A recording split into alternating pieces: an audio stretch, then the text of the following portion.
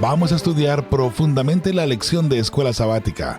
Bienvenido a este fascinante estudio de la Palabra de Dios. Tome su Biblia, tome su lección y vamos a crecer juntos espiritualmente. Una vez más, hermosa familia, gracias por acompañarnos, gracias por estar con nosotros. Saludándoles como siempre, su amigo y servidor Joel Medina. Un saludo cordial para todos ustedes que nos acompañan semana a semana y que se dan cita aquí para estudiar la lección de Escuela Sabática. Esperamos que nuestra aportación, nuestra humilde aportación, sea de beneficio espiritual para cada uno de ustedes y que lo que hacemos nos ayude a todos, tanto a ustedes como a un servidor, a acercarnos un poquito más a nuestro Señor Jesucristo y estar mejor tomado de su mano día a día. Ese es nuestro objetivo, es lo que queremos lograr, lo que queremos hacer. Gracias porque usted nos apoya con su presencia. Gracias por ser parte de esta hermosa familia. Un saludo muy cordial para todos ustedes. Ahora tenemos la lección número 5. Vamos a entrar de lleno. Estas lecciones, como ustedes se han dado cuenta, son sencillas. En realidad no son muy complicadas. Y a pesar de que son sencillas, tienen, por supuesto, un mensaje muy, muy elevado, muy espiritual, muy hermoso. En esta ocasión vamos a estudiar lo que mira usted aquí en la pantalla, el testimonio de los samaritanos, que es, ahora hablando de testimonio en testimonios y los testigos y testimonios, que es prácticamente lo mismo, ¿no? En este caso aquí, con los samaritanos, vamos a mirar el aprecio que le tomaron a Jesús, la aceptación que hubo de parte de ellos para Cristo Jesús. En esta lección vamos a crecer de esta manera y de esta forma. Vamos a entrar al texto para memorizar, pero por supuesto antes de darle lectura le voy a invitar para que oremos al Señor y de esa manera tengamos la compañía del Espíritu Santo a través de este estudio. ¿Le parece? Si le es posible, por favor, acompáñeme a orar, cierre sus ojos en forma de reverencia y oremos al Señor. Padre amado, una vez más te agradecemos infinitamente tu amor, tu misericordia. Gracias, Señor, porque nos has hecho tus hijos. Gracias por tu perdón que has otorgado a nosotros, a cada uno de nosotros, Señor. También gracias porque has respondido, has contestado las oraciones de las peticiones que han llegado al ministerio, Señor. Qué hermoso saber y ver tantos milagros alrededor del mundo por tu intervención, por tu poder. Confiamos en ti, Señor, sabemos que somos tu pueblo y sabemos que tú nunca abandonas a tu pueblo, Señor, y que tú siempre enviarás a tu ángel para que acampe a nuestro alrededor y nos defienda del enemigo. Por eso, Señor, en tus manos confiamos y en tus manos empezamos este estudio de esta lección. Abre nuestro entendimiento, Padre amado, ayúdanos a entender y comprender claramente el mensaje que nos ayudará a estar más cerca de ti, a estar más aferrados a tu mano y caminar por ese camino de la verdad, ese camino que es Cristo Jesús, ese camino que nos llevará a la vida eterna, que nos llevará al cielo. Gracias, Padre amado, por esa hermosa oportunidad. Nos ponemos pues en tus manos, en el nombre de tu Hijo amado, Cristo Jesús. Amén, amén. Muy bien, familia, de nuevo, gracias por acompañarnos. Vamos a entrar de una buena vez y vuelvo a repetir, estas lecciones van a ser sencillas, posiblemente duren 30 minutos aproximadamente, pero vamos a abarcar toda la lección como es nuestra costumbre, ¿sí? Vamos a ver el versículo para memorizar que se encuentra ahora en Juan 4:42, dice así: y decían a la mujer, ya no creemos solo por tu palabra, sino porque nosotros mismos lo hemos oído. Y sabemos que en verdad este es el Salvador del mundo. Este texto lo vamos a encontrar de nuevo por allá en el jueves, ya para ir cerrando la lección.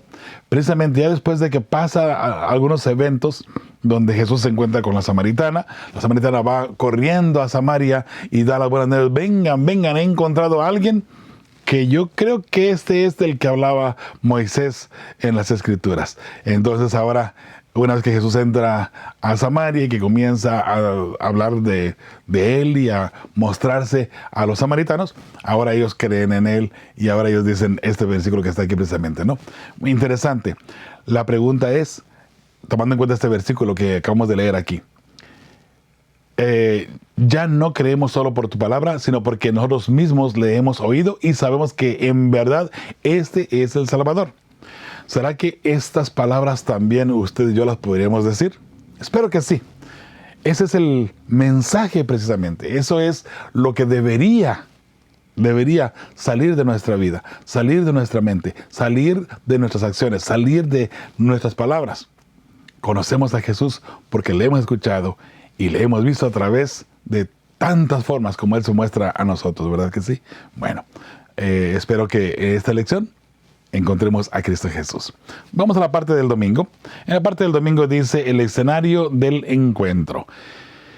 Entonces, es el título para ese día. Dice la primera pregunta que aparece ahí en negritas, dice, lee Juan 4 del 1 al 4. Y vamos a leerlo aquí.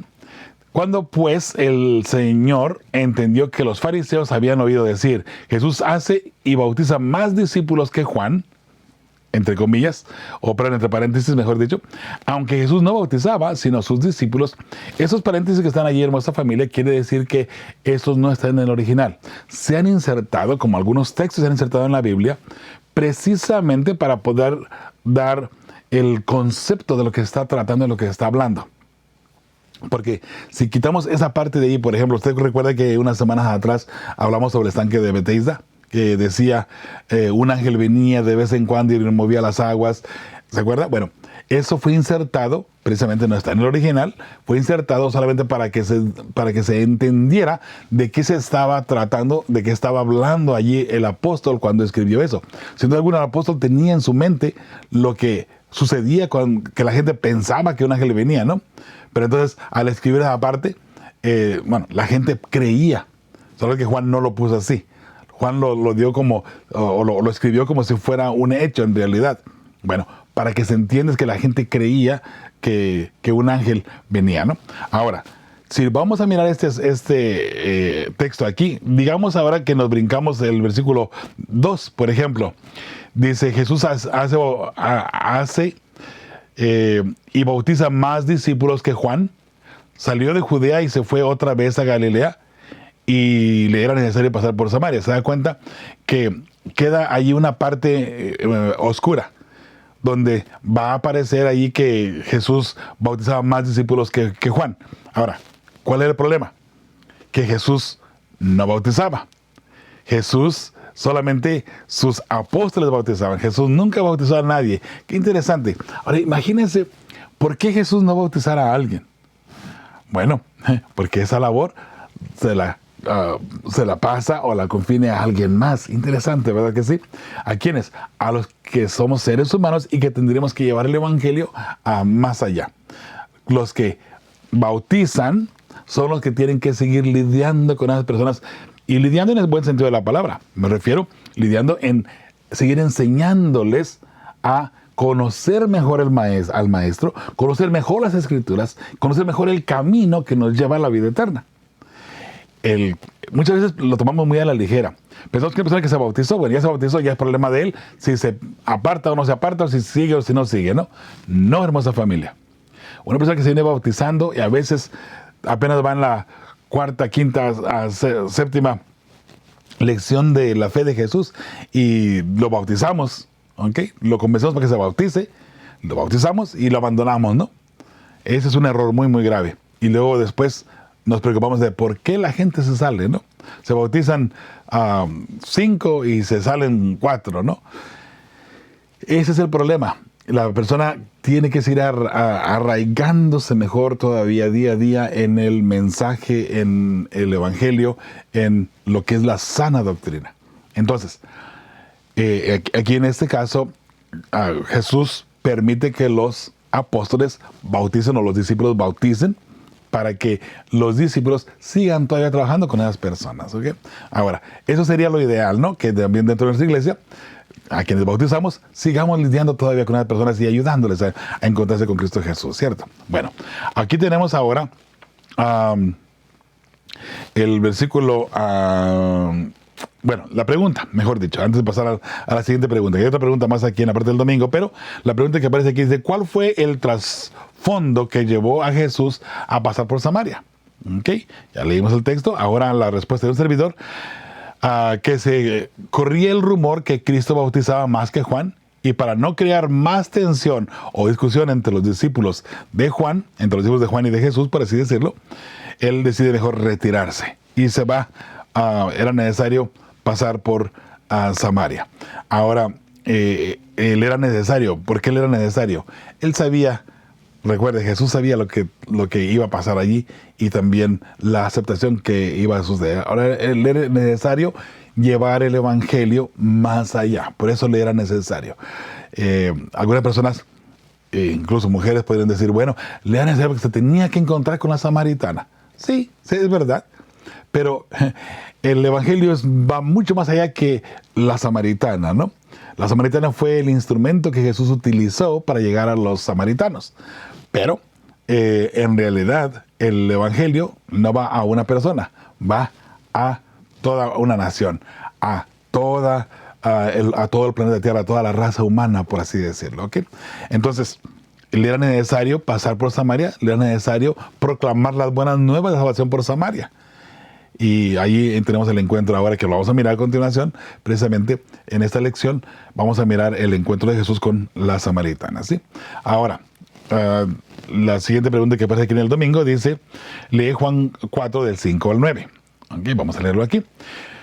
Vino pues a una ciudad de Samaria llamada Sicar, junto a la heredad que Jacobo dio a su hijo José. Y estaba allí el pozo de Jacob. Entonces Jesús, cansado del camino, se sentó así junto al pozo. Era como la hora sexta.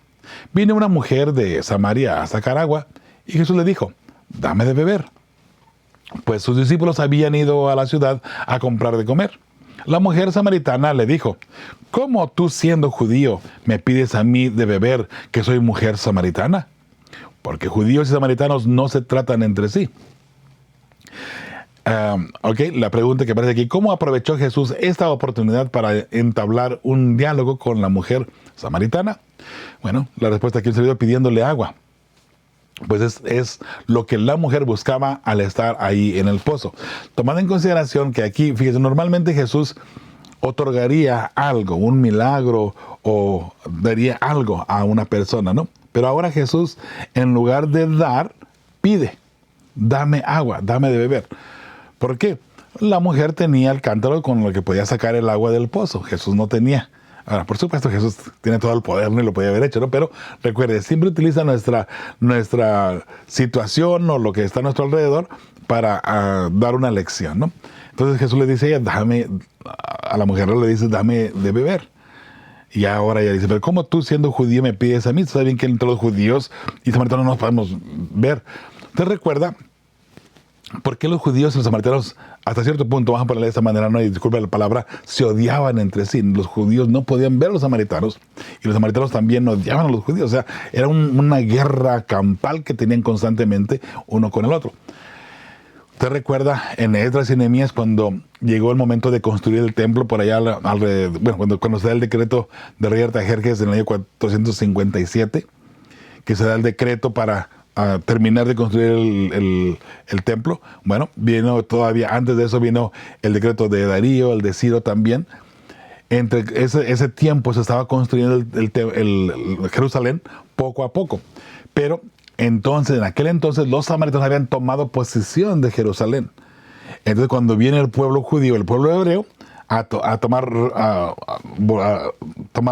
reposesionarse, por así decirlo, de su ciudad, de su pueblo, de su tierra, estaban los samaritanos, y ellos pusieron ahí de repente una resistencia.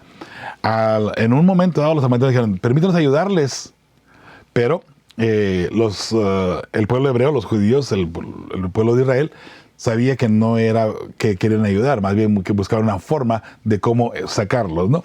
Entonces, en la profecía decía que se iba a construir el templo Jerusalén en tiempos angustiosos. Esa angustia la traía los samaritanos al pueblo hebreo, mientras que estaban ellos tratando de construir Jerusalén y el templo de Jehová. Entonces, esa rencilla todavía venía desde en aquel entonces, ¿no? Y por eso es que no se podían ver unos con los otros, entre los judíos y los samaritanos, y viceversa, ¿ok? Ahora, aquí tenemos a Jesús pidiéndole a esta mujer agua. Al pie de la página ahí el domingo dice, ¿cuáles son algunos prejuicios de tu propia cultura que podrían obstaculizar tu testimonio en favor de los demás? ¿Cómo es posible aprender a superarlos? Comparte tu respuesta en la clase el sábado. Muy bien. Aquí respuesta tentativa de un servidor. En cada cultura puede haber ideas que no son aceptadas por otras culturas. Y de esa manera podemos chocar con los demás. Muchas veces privándoles de las buenas nuevas de salvación. ¿Cuántas veces de pronto por cosas de cultura mejor preferimos sacarle la vuelta a ciertas personas, ¿no? ¿Por qué? Porque nuestras culturas chocan. Entonces, para no tener problemas, mejor nos vamos para otro lado, ¿no? O no hacemos caso, o nos vamos para aquí, o nos vamos para allá.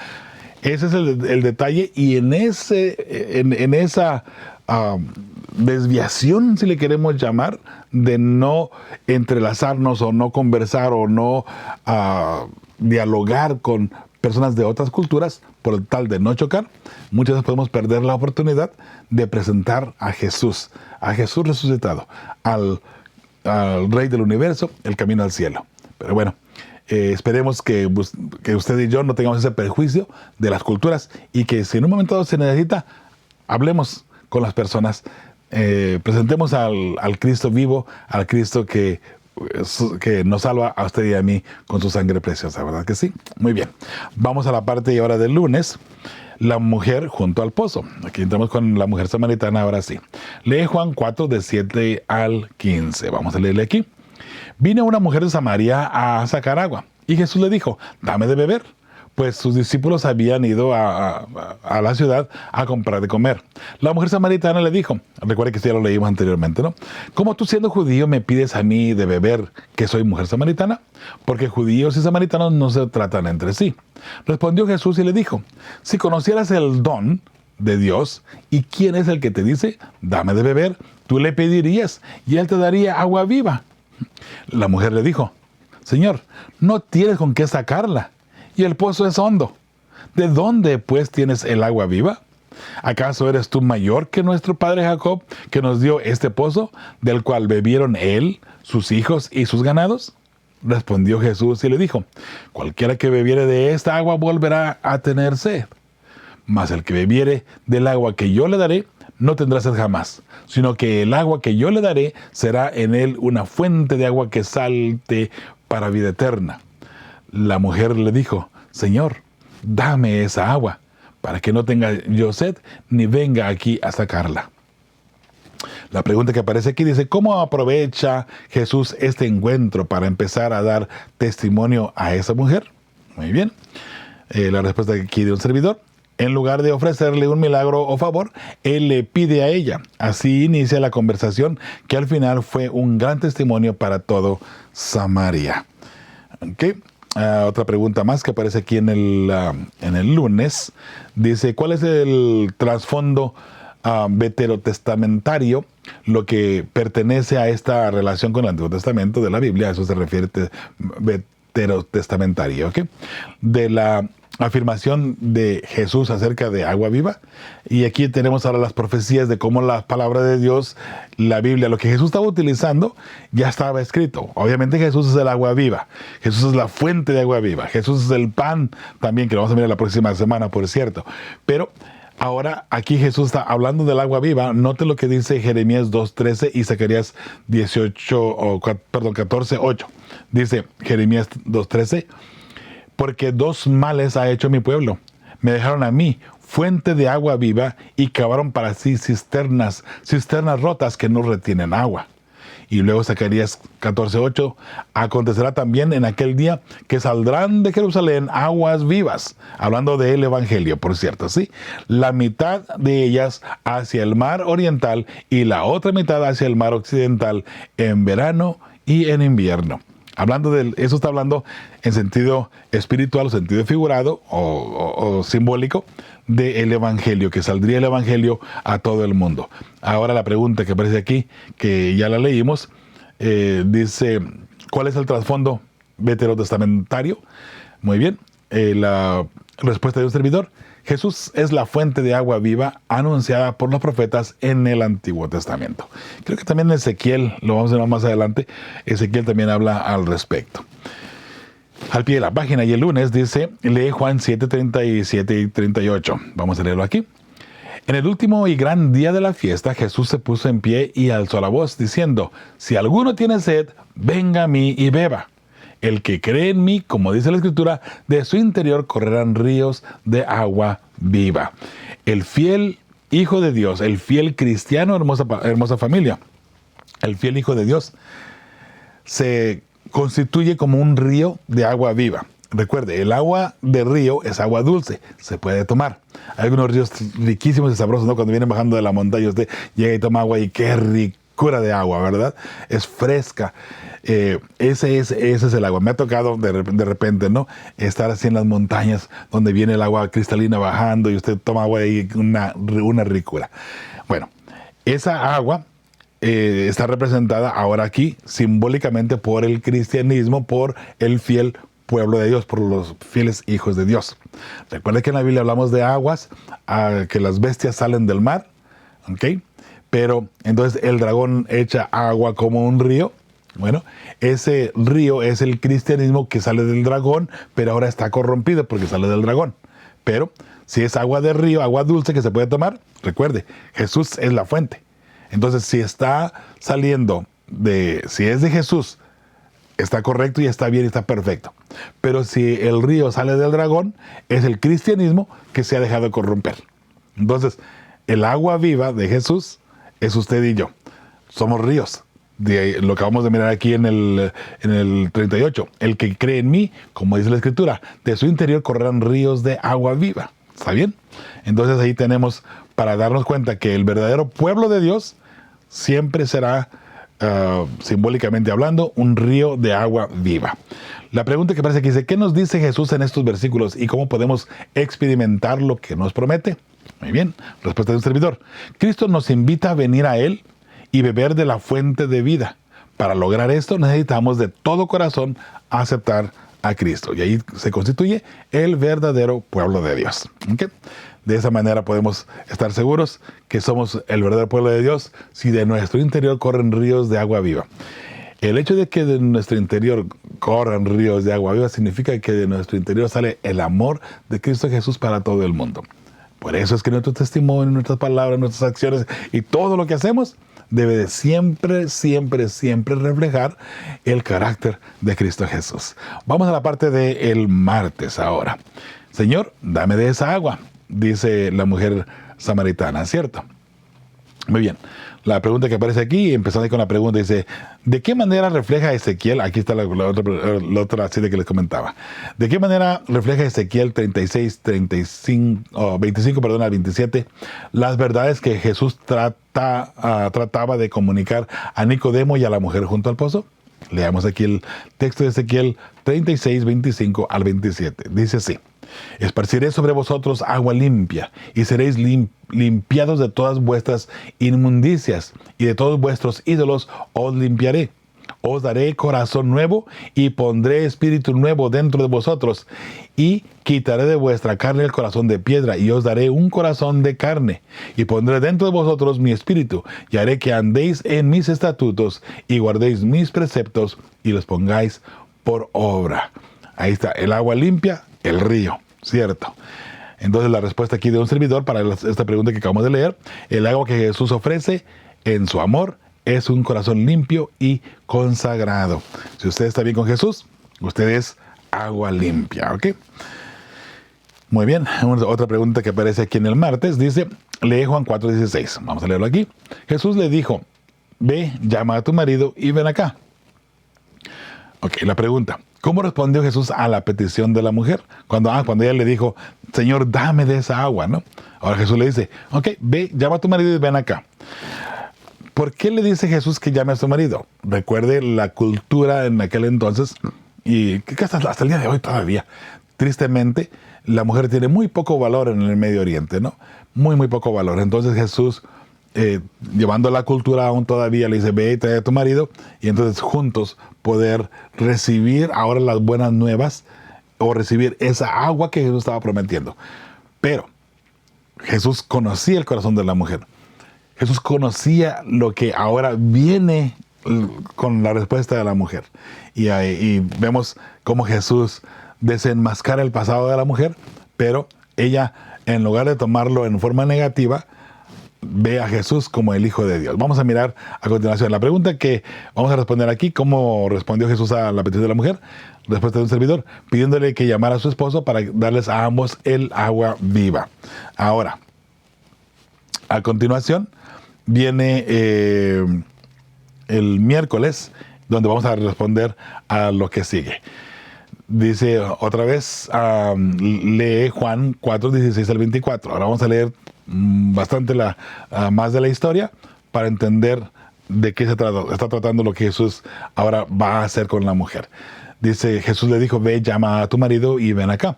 Respondió la mujer y dijo, no tengo marido. Jesús le dijo, bien has dicho, no tengo marido, porque 5 maridos has tenido y el que ahora tienes no es tu marido. Esto has dicho con verdad. Interesante. ¿Quién le dijo a Jesús que la mujer había tenido 5 maridos y ahora el número 6 no estaba, o sea, estaba viviendo en unión libre, por así decirlo? Nadie le dijo a Jesús, ¿cierto? Jesús conocía el corazón de la mujer. Ahora, Jesús, cuando le revela esto a la mujer, ella se sorprende, obviamente. Nota lo que sigue diciendo el 19. Le dijo la mujer, Señor, me parece que tú eres profeta. Nuestros padres adoraron en este monte, y vosotros decís que en Jerusalén es el lugar donde se debe adorar.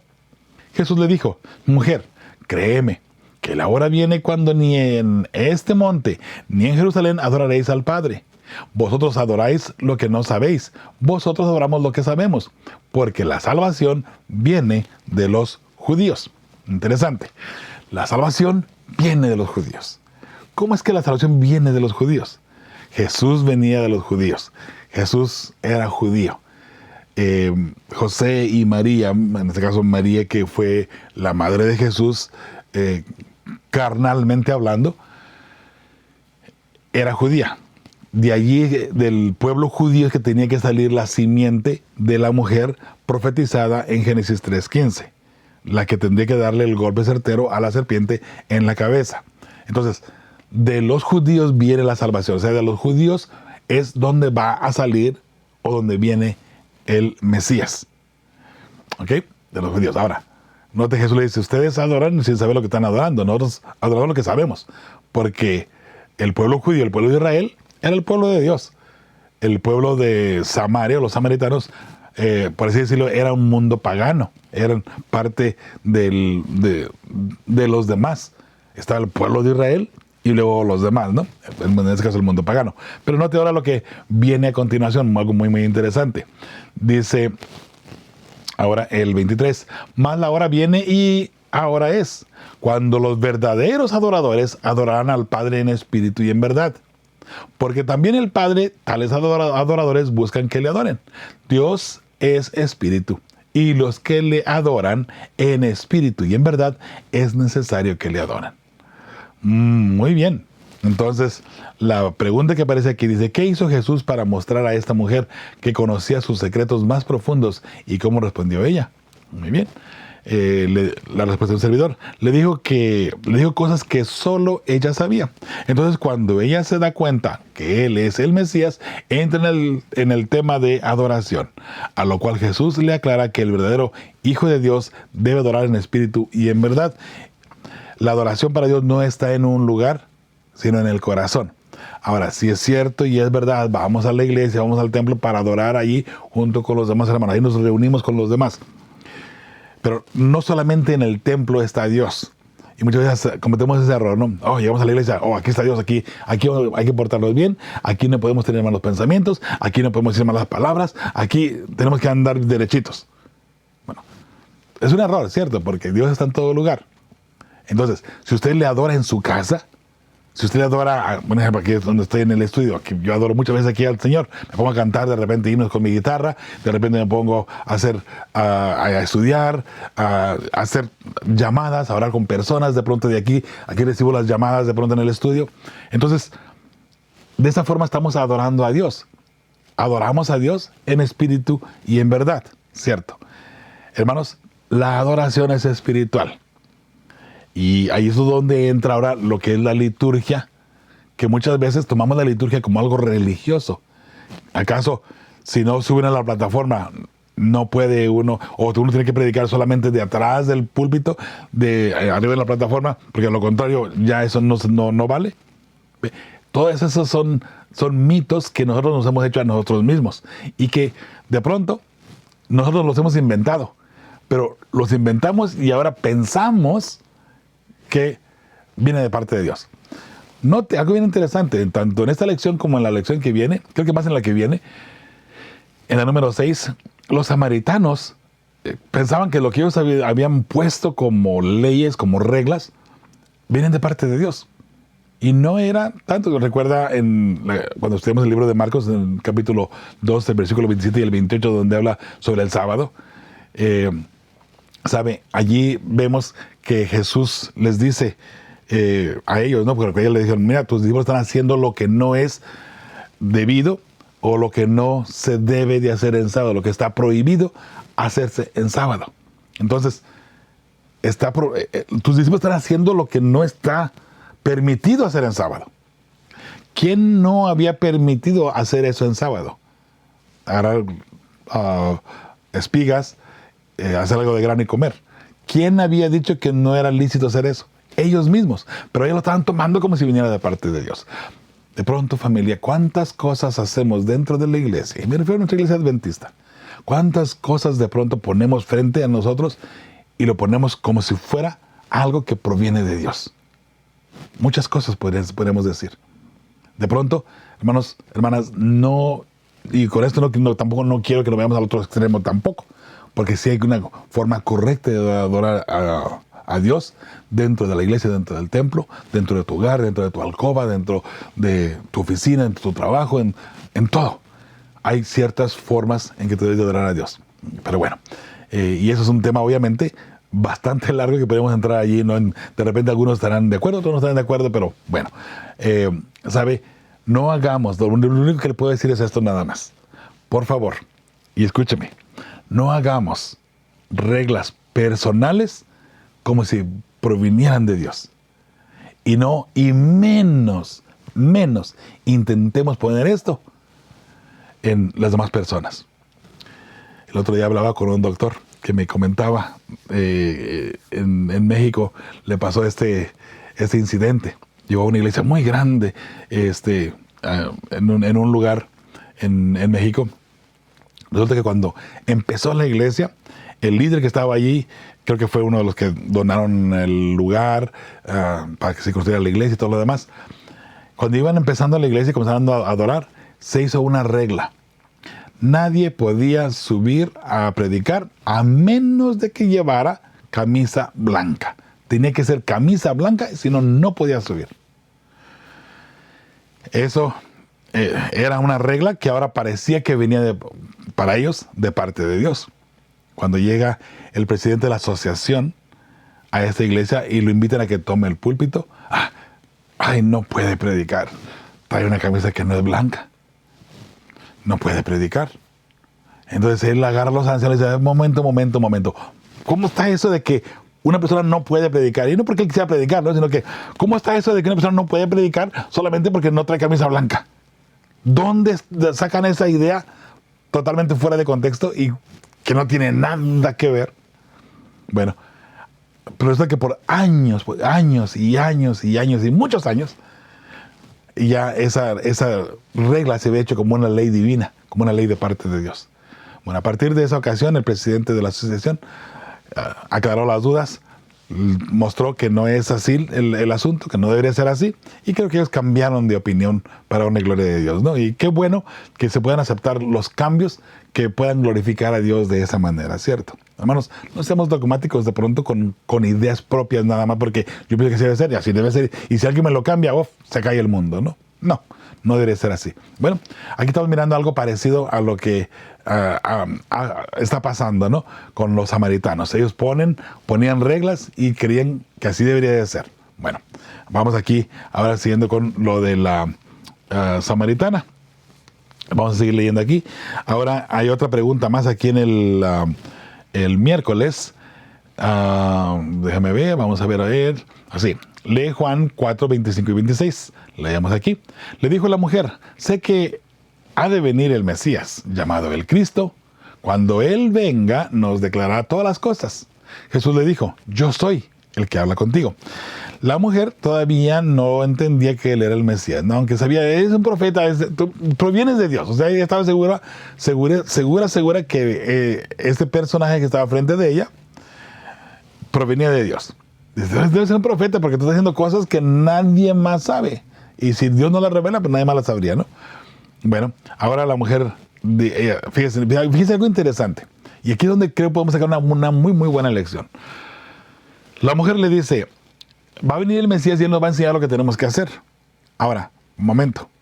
El Mesías lo estaban esperando los judíos, para ellos, para su salvación. Los judíos estaban esperando un Mesías que viniera a salvarlos y a rescatarlos del yugo romano. Pero los samaritanos estaban esperando a un Mesías que iba a venir para salvación. Nota lo que dice ella. Esperamos el Mesías que debe de venir y Él les va a mostrar lo que tenemos que hacer. Leamos de nuevo el versículo. Sé que ha de venir el Mesías, dice ella, llamado el Cristo. Cuando Él venga, nos declarará todas las cosas. ¿Qué cosas? Todo lo que tiene que hacer la persona para ser salvo. Y ahora, qué interesante, Jesús le dice, yo soy el que habla contigo. ¡Wow! Hermanos, eso debe de ser algo que tuvo que haber conmovido el corazón de esta mujer. La pregunta que ahora dice, ¿cómo le reveló Jesús su identidad? Diciéndole, yo soy. Ese Cristo que ustedes los samaritanos están esperando, ese Cristo que va a venir a declarar las cosas y lo que tienen que hacer, yo soy, dice Jesús. Interesante, ¿cierto? Vamos al pie de la página aquí del miércoles. Dice, ¿qué debería decirnos esta historia acerca de por qué el Evangelio debe derribar las barreras que los humanos creamos entre nosotros? Muy bien, a lo que les comentaba anteriormente, ¿cierto? La respuesta aquí de un servidor dice, juntos debemos unir esfuerzos para predicar y esparcir las buenas nuevas de salvación en todo el mundo, buscando salvar a los corazones que genuinamente buscan a Jesús y no necesariamente poniendo reglas que de pronto son una carga, ¿cierto? Muy bien. Familia, vamos a pasar aquí a la parte del jueves, el testimonio de los samaritanos. Y ahora aquí se pone buena la cosa, porque ahora Jesús no te lo que va a pasar aquí. Lee Juan 4 del 22 al 29. Vamos a leer aquí. Bueno, de hecho, ¿sabe? Aquí hay esos textos, son textos que ya leímos. Me lo voy a brincar. Dicen que Jesús no bautizaba, sino que sus discípulos, recuerda, ya lo leímos anteriormente. Vamos a ir aquí en letras pequeñas por lo mismo, porque no es necesario leerlas, ya las leímos todas, una por una. Aquí, ya en el 26, ahora sí. Recuerda cuando Jesús le dijo, yo soy el que habla contigo. Hasta ahí hemos leído ya todo ese capítulo. Ahora sigue diciendo, en esto vinieron sus discípulos de Jesús y se maravillaron de que hablaba con una mujer. Sin embargo, ninguno dijo, ¿qué preguntas? ¿O qué hablas con ella? Entonces la mujer dejó su cántaro y fue a la ciudad y dijo a los hombres, venid, ved a un hombre que me ha dicho todo cuanto he dicho. ¿No será este el Cristo? Wow. Ella dice, vengan, vamos a averiguar. Tal vez este es el Cristo, ¿no?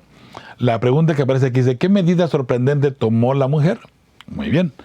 Ahora, la respuesta del servidor, de invitar a las personas a venir a conocer a alguien que, según ella, podía ser el Mesías.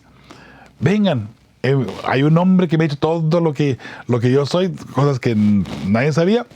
Él me los ha dicho, este podría ser el Cristo, ¿no? Parafraseando aquí nada más. Muy bien. Hay otra pregunta más que aparece ahí en el jueves. Dice, lee Juan 4 del 30 al 42. Seguimos leyendo la parte aquí de este capítulo. Dice, entonces salieron de la ciudad y vinieron a él, a Jesús. Los samaritanos, hablando de los samaritanos, ¿sí? Entre tanto, los discípulos le rogaban diciendo, Rabí, come.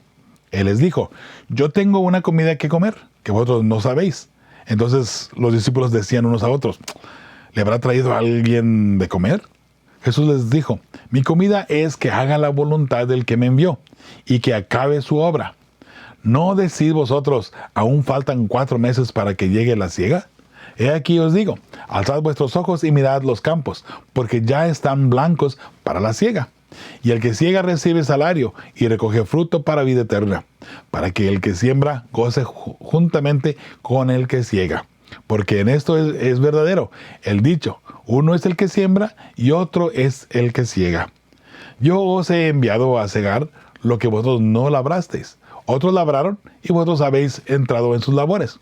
Y muchos de los samaritanos de aquella ciudad creyeron en él por la palabra de la mujer que daba testimonio diciendo: me dijo todo lo que he dicho, todo lo que he hecho.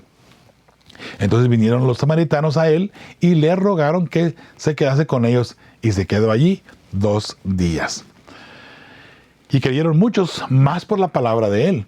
Y decían a la mujer: ya no creemos solamente por tu dicho, porque nosotros mismos hemos oído y sabemos que verdaderamente este es el Salvador del mundo, el Cristo. Qué hermoso, ¿verdad? Ahí es el texto para memorizar que les comentaba, que estaba aquí ya el último para cerrar precisamente esta lección. La pregunta que aparece aquí, la segunda pregunta aquí en el jueves, dice: ¿qué sucedió después de este encuentro y qué enseña acerca de cómo se puede difundir el evangelio? Los samaritanos creyeron en Cristo porque la mujer tomó la iniciativa de hacer la invitación. Una iniciativa que usted y yo también debemos de tomar, por cierto, de invitar a alguien a que venga a Jesús. Digámosle a las personas: mira, aquí está Jesús, Él me ha ayudado, Él es mi sustento, Él me ha dado la victoria sobre muchos problemas, Él me ha ayudado y me sigue bendiciendo todavía. Bien, al pie de la página y el jueves dice: ¿qué nos dice esta historia acerca de cuán poderoso puede ser el testimonio de una sola persona? ¿Cuán poderoso es tu testimonio acerca de lo que Jesús hizo en tu vida? Muy bien. El testimonio de respuesta aquí un servidor, sí. El testimonio de cada uno de nosotros, al igual que el de la mujer samaritana, puede llevar a muchas personas a la salvación. Cuando los demás ven nuestra vida y amor puro en Cristo, eso les ayuda a encontrarse con el Salvador. Y note algo interesante: por una sola mujer, toda una ciudad, la ciudad de Samaria, creyó en Jesús. Qué hermoso, ¿verdad que sí? Hay, no sé si hay 3 o 4 preguntas en la parte del viernes. Vamos a darle lectura aquí a cada una de ellas. Dice la primera pregunta, que de paso son respuestas personales. Repasen en clase sus respuestas a la pregunta final del domingo. Sean muy sinceros al respecto. ¿Cuáles son los prejuicios de tu cultura que podrían obstaculizar tu testimonio en favor de los demás? Esta la dejo para que usted la conteste, porque solamente usted conoce su cultura y lo que podría afectar para que el evangelio llegue a ciertas personas, ¿ok? La pregunta número 2 dice: ¿por qué crees que Jesús fue tan cálidamente acogido entre los samaritanos, a diferencia de lo que le ocurrió entre algunos de los suyos?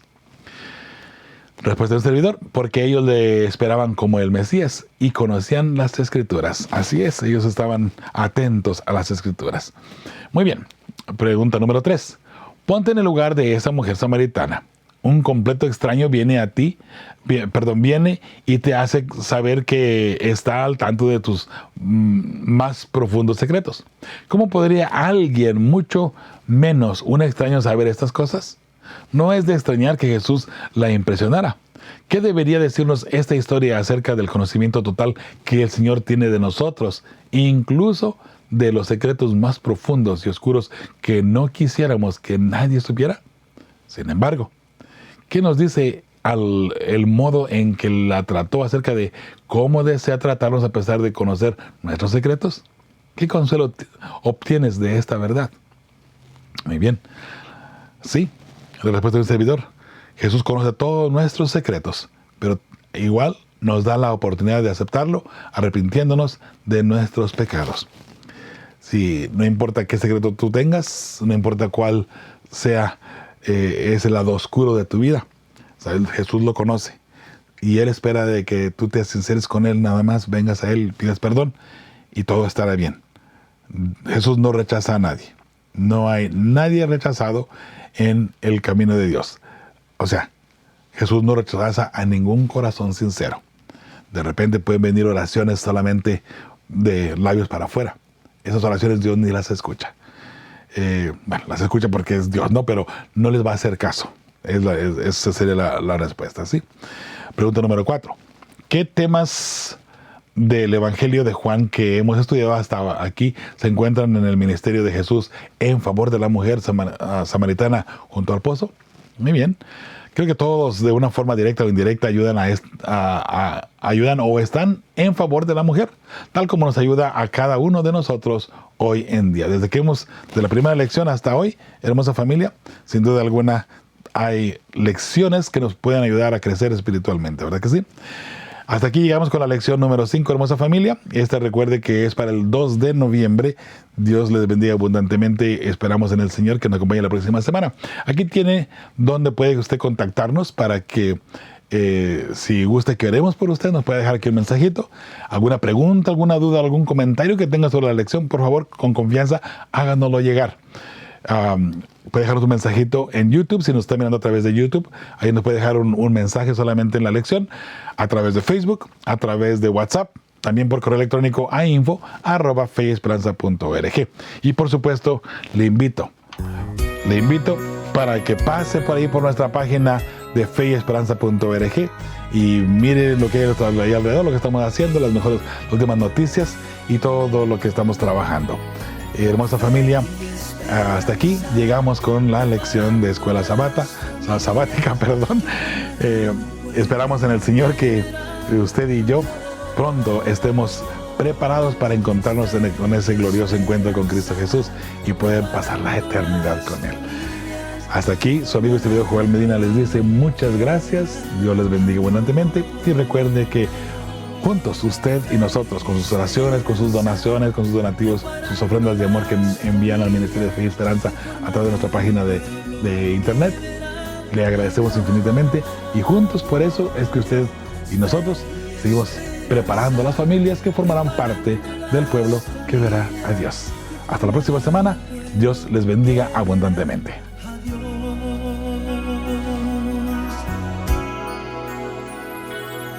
Si anhelas ir al cielo y gozar la eternidad con tu familia ese día a día.